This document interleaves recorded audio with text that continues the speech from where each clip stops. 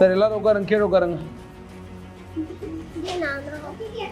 எத்தனை பேருக்கு கதை பிடிக்கும்? கதை சரி, ஒரு கதை சொல்றேன். யாருக்காவது புரியலைன்னா நான் கேட்கலாம், பட் கதை முடிஞ்ச உடனே கேட்கணும். நான் சொல்லி முடிகிற வரைக்கும் யாருமே பேசக்கூடாது. இன்னைக்கு உங்க எல்லாருக்கும் ஒரு கதை சொல்லணும்னு தோணுச்சு, அதுக்காக தான் இப்போதான் தோணுச்சு சொல்றேன். ஓகே, ஒரு ஆராய்ச்சி பண்ணாங்க. என்ன பண்ணாங்க? ஆராய்ச்சின்னா என்ன இங்கிலீஷ் என்ன சொல்லுவாங்க? ரிசர்ச். அந்த ரிசர்ச் என்ன பண்ணாங்கன்னா, அந்த ஆராய்ச்சி ஒரு கூண்டில் கொஞ்சம் குரங்கு வச்சுக்கிட்டாங்க. ஓகே, 2-3 குரங்கு ஓகே வச்சுக்கிட்டு அந்த கூண்டுக்கு மேலே ஒரு வாழைப்பழம் வச்சாங்க. வாழைப்பழம்னா ஒரு கொத்து வாழைப்பழம். ஓகே, ஒரு 50-60 வாழைப்பழத்தை வச்சிட்டாங்க. அந்த குரங்கு என்ன பண்ணோம், ஆசையில் அந்த கேட்டை திறந்து தன்னோட கேட்டை கூண்டில் வச்சுருந்தாங்க, கூண்டுக்கு மேலே வாழைப்பழத்தை வச்சுட்டாங்க. அந்த குரங்கு என்ன பண்ணோம், அந்த கூண்டை திறந்து வெளியே வந்து அந்த வாழைப்பழத்தை எடுத்து அப்படி தொடும் போது ஒரு பெரிய பெரம்பு எடுத்து அந்த குரங்கு கையில் டப்புன்னு அடிப்பாங்க பட்டுன்னு. அந்த குரங்கு என்ன பண்ணும், வலி தாங்க முடியாது, திருப்பி உள்ளே போயிட்டு கூண்டுக்குள்ளே போய் உட்காந்துரும். இது இங்கே நடக்குதா? இன்னொரு பக்கத்தில் இதே மாதிரி ஒரு கூண்டில் இன்னும் சில குரங்குகளை வச்சுட்டாங்க. இந்த குரங்கு அங்கே என்ன நடக்குதுன்னு கூண்டுலேருந்து அந்த குரங்கால இங்கே பார்க்க முடியும். ஸோ 2 கூண்டு. எத்தனை கூண்டு? 2 கூண்டு. ஒரு கூண்டுக்கு மேலே வாழைப்பழத்தை வச்சுட்டாங்க, உள்ள குரங்கு இருந்தது. இன்னொரு கூண்டில் குரங்கு வச்சுட்டாங்க, வாழைப்பழம் வைக்கல, வெறும் குரங்கு. இந்த குரங்கு எதை பார்க்குது? இந்த அடி வாங்குற குரங்குகளை பார்க்குது. திருப்பி அந்த குரங்கு வருது, திருப்பி மேலே பழத்தை எடுக்க வருது. என்ன பண்ணாங்க, டப்புன்னு அடித்தாங்க பயங்கரமாக. அந்த குரங்கு வலி தாங்க முடியாது, உள்ளே போயிடுச்சு. இதை தொடர்ந்து பண்ணுறாங்க. திங்கக்கிழமை பண்ணுறாங்க, செவ்வாய்க்கிழமை பண்ணுறாங்க, புதன்கிழமை. எப்பப்பெல்லாம் அந்த குரங்கு அந்த வாழைப்பழத்தை எடுக்க வருதோ என்ன பண்ணுறாங்க, அடிக்கிறாங்க. இதை எந்த குரங்கு பார்க்குது? பக்கத்துலேயே கூண்டில் இருக்கிற இன்னும் சில குரங்குகள் பார்க்குது. இந்த ரிசர்ச் நடந்துக்கிட்டே இருக்குது, இது போயிட்டு இந்த ஆக்ஷன் நடந்துகிட்டே இருக்குது. தினமும் அந்த குரங்கு அந்த பழங்கள் எடுக்க திருப்பி அடிக்கிறாங்க, திருப்பி எடுக்க வருது, திருப்பி அடிக்கிறாங்க. ஒரு லெவலுக்கு மேலே அந்த குரங்கு எடுக்க போகணும் அப்படின்னாலே அதுக்கு என்ன தோணுச்சு, ஒரு வலி, ஒரு பயம்.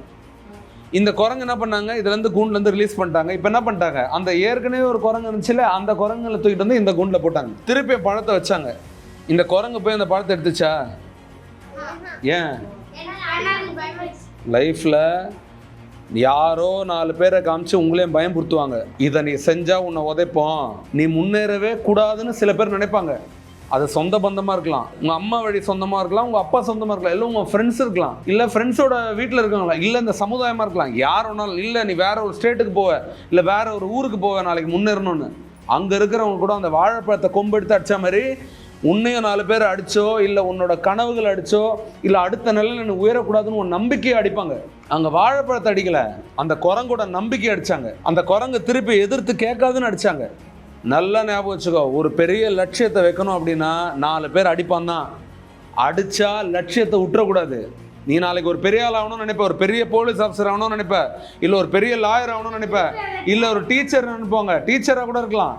நீ டீச்சர் ஆகணும்னு ஆசைப்படலாம். ஆனால் நீ எப்படி டீச்சர் ஆகலாம், நீ எப்படி போலீஸ் ஆகலாம், நீ எப்படி கலெக்டர் ஆகலாம்னு சொல்லிட்டு உன்னை இந்த சமுதாயம் ஓரங்கட்ட முயற்சி பண்ணும். உன் காம்படிட்டர் ஓரங்கட்ட முயற்சி பண்ணுவான். 100 பேர் வரும் ஒரு எக்ஸாமுக்கு, உன்னை காலி பண்ணணும்னு நினைப்பான். எத்தனை தடவை காலி பண்ணாலும் பயந்துராத, எத்தனை தடவை உன்னை தடுத்தாலும் உன்னை நிறுத்திடாத.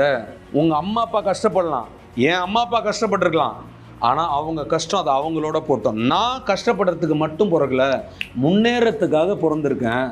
அதோட பெரிய ஆயுதமே பள்ளிக்கூடம், இந்த படிக்கிற இடம். எத்தனையோ நாட்டில் இன்னும் கல்வியே இல்லாத இருக்கும். நம்ம லக்கி, நம்ம இந்தியாவில் பிறந்திருக்கோம், நம்ம ஒரு நல்ல ஸ்டேட்டில் இருக்கோம், தமிழ்நாட்டில் இருக்கோம், கல்விக்கு நமக்கு இங்கே இம்பார்ட்டன்ஸ் கொடுத்துட்டு இருக்காங்க. நம்ம விடக்கூடாது. யாரோ ஒருத்தர் மோட்டிவேட் பண்ணுறதுக்காக நான் லீவ் போடாத இருப்பேன் அப்படிலாம் நினைக்க. உனக்காக லீவ் போடாதவா, உனக்காக ஸ்கூலுக்கு வா. இப்போ உனக்கு தெரியும், ஊரில் சில பேர்லாம் சீக்கிரமாக கல்யாணம் பண்ணிக்கிறாங்க, பார்த்துருப்பல. அவங்க எப்படிப்பட்ட குரங்கு, மற்றவங்களை பார்த்து பயந்த குரங்கு. சமுதாயத்தில் கல்யாணம் பண்ணாதான் வாழ்க்கையில் வாழ முடியும். இப்போ யோசிச்சு பாருங்க, உங்கள் டீச்சர் சின்ன வயசுலேயே கல்யாணம் பண்ணிட்டு இருந்தாங்க, அவங்க படிக்கவே இல்லைன்னா இத்தனை பேருக்கு அவங்களால இன்னைக்கு கிளாஸ் எடுக்க முடியுமா? அப்போது டீச்சர் எப்படி மரியாதையை சம்பாரிச்சாங்க, தனக்கு வேணுன்றதை எடுத்தாங்க, முயற்சி பண்ணி எடுத்தாங்க. சுற்றி இருக்கிற சமுதாயத்தை பார்த்து அவங்க பயப்படல. அவங்க என்ன சொல்லுவாங்க, இவங்க என்ன சொல்லுவாங்க, பொம்பளை புள்ளனா கல்யாணம் பண்ணிட்டு போயிடணும்னு இன்னமும் எத்தனையோ கிராமத்தில் சொல்கிறாங்க. பொன் குழந்தைங்க கல்யாணத்துக்காக மட்டும், யாரோட மனைவியாக இருக்க மட்டும் வீட்டில் வேலை செய்யறதுக்காக மட்டும் உருவாக்கப்பட்ட உயிர் இல்லை. பெண்ணுன்றவங்க ஆளை பிறந்த ஒரு உயிர்.